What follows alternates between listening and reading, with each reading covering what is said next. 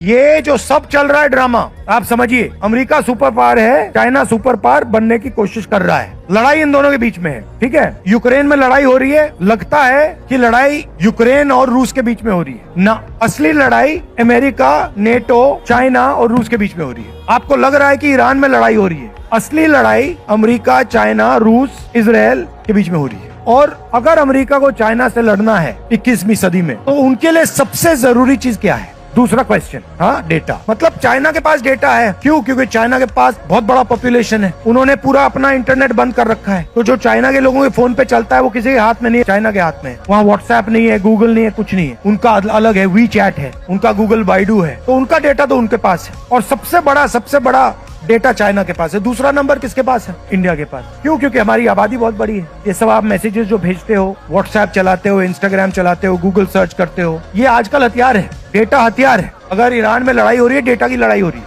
उनके राष्ट्रपति ने मैसेज भेजा, पता लग गया, यही हुआ है। तो सबसे जरूरी चीज हिंदुस्तान का डेटा है। अगर अमेरिका को चाइना का चैलेंज एक्सेप्ट करना, उनको हराना है, तो हिंदुस्तान के डेटा के बिना नहीं करता। मतलब जो पिछली सेंचुरी में तेल सबसे जरूरी हुआ करता था, सऊदी अरेबिया के पास तेल था, कुवैत के पास तेल था, रूस के पास तेल था, आज सबसे जरूरी चीज डेटा है। और नरेंद्र मोदी ने हिंदुस्तान का पूरा डेटा अमेरिका को पकड़ा दिया, फ्री में, ऐसे मुफ्त में। मतलब आपकी जो पूंजी है, आपका जो धन है, आपका जो फ्यूचर है, नरेंद्र मोदी ने उठा के ऐसे ही दे दिया। मीडिया में एक शब्द नहीं बोल रहे।